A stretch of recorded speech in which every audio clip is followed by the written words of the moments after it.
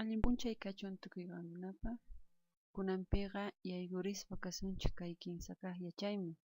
En esta unidad corresponde poner en práctica todo lo revisado hasta ahora. En la unidad 1 vimos aspectos concernientes a la organización de las ideas, cómo éstas están organizadas en oraciones, en frases, en párrafos. En la segunda unidad vamos a revisar la segmentación, la coherencia y la cohesión que las ideas deben tener al momento de estar tejidos. En esta unidad corresponde analizar cómo está organizado el texto expositivo. Empezamos analizando la superestructura del texto expositivo, que no es propio de un texto expositivo. Todo texto tiene estas tres partes: introducción, desarrollo y conclusión. La introducción tiene el propósito de anticipar el desarrollo del texto y puede ser realizada iniciando con preguntas, contextualizando la situación, haciendo una definición, poniendo una cita o una anécdota. Para iniciar una introducción se puede utilizar cualquiera de estas estrategias. El desarrollo tiene el propósito de describir cierta realidad. Para esto podemos usar diferentes estrategias. Hacer referencia a una secuencia temporal, una enumeración, causa-efecto, problema-solución e incluso podríamos añadir citas. Estas ideas tienen que estar plasmadas en párrafos con ideas principales e ideas secundarias. La conclusión, por último, tiene el propósito de cerrar el texto. Para ello se retoma la idea central expresada en la introducción. Esta es la superestructura de modo general de un texto expositivo. Ahora analizaremos un tanto más específicamente esta superestructura. El texto expositivo, les mencionaba que tiene el propósito de describir cierta realidad abstracta. La introducción de un texto expositivo tiene tres partes: la estrategia de inicio, la idea central y el plan. Estos tres elementos deben estar tejidos en ese orden. La estrategia de inicio, les decía en la anterior diapositiva, puede ser una pregunta, una anécdota, una definición o simplemente la mención de ciertos antecedentes respecto a la idea central. Una vez que se plantea esto, debe seguirle la idea central del texto. Aquí se debe mencionar aquello que se quiere describir. Luego, el plan. El plan consiste en enunciados que anticipan las ideas principales a describir. Este anticipo debe ser expresado en forma de frases. Ya en el desarrollo es donde estas ideas anticipadas se las va explicando una a una. Dependiendo lo que queramos describir en nuestro texto, cada idea puede tener un párrafo, dos o tres, dependiendo el detalle con el que se describe la situación. Aquí es donde se debe usar para las ideas secundarias secuencia temporal, causa-efecto, ejemplos, citas, en qué orden. De eso dependerá del tema el que están describiendo y de sus propósitos, ¿no? Bien, la conclusión, les decía, es el texto donde se cierra el texto. Ahora analicemos esta superestructura en un ejemplo. Antes de hacer esto, quiero mencionar que existen diferentes tipos de texto expositivo. Un ensayo donde se expone cierta temática en particular, o también podría ser el planteamiento de un problema, de una investigación. Esa parte es totalmente expositiva. Y así diferentes tipos de textos expositivos. En este texto expositivo se tiene la introducción, el desarrollo y la conclusión. En la introducción mencionamos se tiene una estrategia de inicio. En el texto que vamos a analizar, la estrategia de inicio es la contextualización. La idea central gira en torno a cómo la aplicación del modelo educativo tiene falencias en la implementación de la interculturalidad en la escuela urbana. Se plantean tres ideas principales en el plan. La primera, las actitudes de negación, los valores de individualismo y la diglosia social. Estas tres ideas están anticipadas en forma de frase. En el desarrollo ya se los plantea en formato de párrafos y oraciones, ¿no? Y finalmente se tiene la conclusión, la cual es una síntesis donde se retoma la idea central. Y al final plantea la autora una opinión personal. Aquí está el texto. Como les decía, empieza con una introducción y vamos a leer este texto para identificar las tres partes mencionadas. En la actualidad, en Bolivia se va desarrollando una educación intercultural bilingüe. Esta política educativa está legalmente establecida desde 1994, año de implementación de la Ley de Reforma Educativa. Además, ofrece cambios muy positivos con relación a la educación tradicional. Este modelo educativo está basado en la teoría constructivista. Sin embargo, la misma tiene algunas falencias y una de ellas es la falta de implementación de la interculturalidad en la escuela urbana.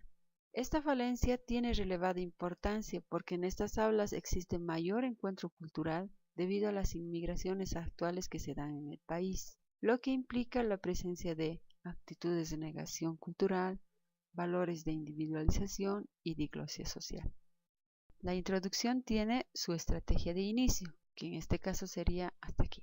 Luego, la idea central, donde se plantea las falencias de la interculturalidad en la escuela urbana. Y finalmente el plan, donde se anticipa tres ideas que van a ser desarrolladas. La presencia de actitudes de negación cultural, valores de individualización y diglosia social. Una vez que se tiene eso, se plantea el desarrollo. Y en el desarrollo empieza describiendo la primera idea, la presencia de actitudes de negación cultural. Y lo describe o explica en un solo párrafo. Luego, en el segundo párrafo, describe la segunda idea, los valores. Y en la tercera, la idea relacionada a la lengua. Por último, la autora plantea la conclusión, donde hace una síntesis de la temática y una opinión personal. Ahora analicemos otro tipo de texto. En este texto, en la introducción, la autora inicia con una definición. La idea central es describir las habilidades lingüísticas en la EIB y plantea 4 ideas principales en formato de frase. En el desarrollo, la autora inicia describiendo lo que son las habilidades lingüísticas. En la segunda idea, relaciona habilidades lingüísticas, escolaridad y bilingüismo. En la tercera, plantea los objetivos lingüísticos de la educación bilingüe. Y finalmente su conclusión. Como podemos ver, la introducción es mucho más corta.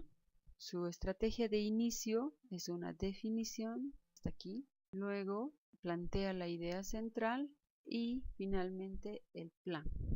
Si pueden notar, el plan no abarca a la totalidad del texto, simplemente enlaza con la siguiente idea a desarrollar. Esta también es otra estrategia, ¿no? Ir hilando secuencialmente a medida que van surgiendo las ideas. Es otra posibilidad. Desde ahí inicia el desarrollo.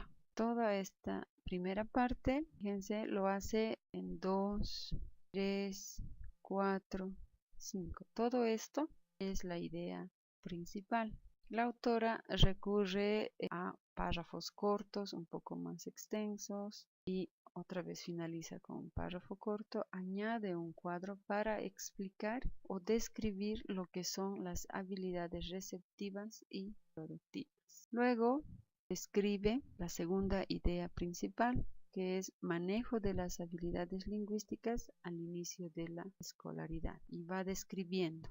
Continúa, fíjense, lo hace en una cantidad mayor de párrafos. La segunda idea principal, añade otro cuadro y finalmente empieza a explicar la idea principal 3, objetivos lingüísticos de la educación bilingüe. Para esto igual se toma un buen número de párrafos y también recurre a los gráficos. y finalmente planteas la conclusión del texto. Este texto lo tienen ustedes en la plataforma, pueden leerlo y analizar las estrategias utilizadas por esta autora. Las explicaciones que realiza Madeleine Zúñiga son bastante claras. Ella utiliza un lenguaje bastante sencillo. Ahora bien, en la redacción hay otros elementos que se debe considerar, además de los que ya vimos antes de esta unidad. Por ejemplo, el punto de vista con el que se escribe el texto. Actualmente están reconocidas dos formas, ¿no? En primera persona o en impersonal. Cuando digo primera persona me refiero a esto. Escribo el texto poniéndome como autora yo, redactando de esta forma. Yo pienso que la recreación de la vestimenta es esencial para la vitalidad lingüístico-cultural. Esta redacción estaría planteada en primera persona del singular. También se puede redactar en primera persona del plural, lo cual es más aceptado para los académicos, porque hace menos subjetivo la descripción del texto. Nosotros pensamos que la recreación de la vestimenta es esencial para la vitalidad lingüístico-cultural. Ya en la redacción se evita escribir el pronombre. Otra forma de incluirse el autor en el texto es, o excluirse en este caso, es el modo impersonal. Aquí no se dice quién piensa o quién no piensa, simplemente se piensa que la recreación de la vestimenta es esencial para la vitalidad lingüístico-cultural. Entonces, esta forma de expresar el verbo en modo impersonal, según los académicos, hace que el texto sea más objetivo, ¿no? Pero en la actualidad se va flexibilizando esto de la objetividad y la subjetividad, por tanto, es posible usar cualquiera de estas tres formas de que el autor plantee sus pensamientos. Sin embargo, debo recalcar que muchos académicos piensan que el modo impersonal tiene un estilo más sofisticado y expresa con mayor objetividad las ideas. Otro elemento a considerar es el tono con el que se escribe, ¿no? Esto dependerá también del estilo de redacción. Sin embargo, vamos a ver, hay un tono directo en el que no se recurre a metáforas ni a sarcasmos, simplemente se describe la realidad. Pero en el indirecto se puede añadir metáforas, comparaciones, sarcasmos inclusive, ¿no? Estos recursos literarios le estarían dando otro tono al texto. Si utilizamos sarcasmos, entonces podría nuestro texto tener un tono sarcástico. O si utilizamos comparaciones, podría tener, dependiendo la comparación que usemos, un tono burlesco. O si utilizamos ejemplos un tanto exagerados, podría tener nuestro texto un tono dramático. Entonces también esto es otro elemento a considerar en nuestro texto. Todo esto dependerá del léxico que utilicemos. Si utilizamos términos sofisticados, rebuscados, ¿no? Entonces nuestro texto va a cambiar de tono. Jaycitulla Kaman, con un chatapuni agradece.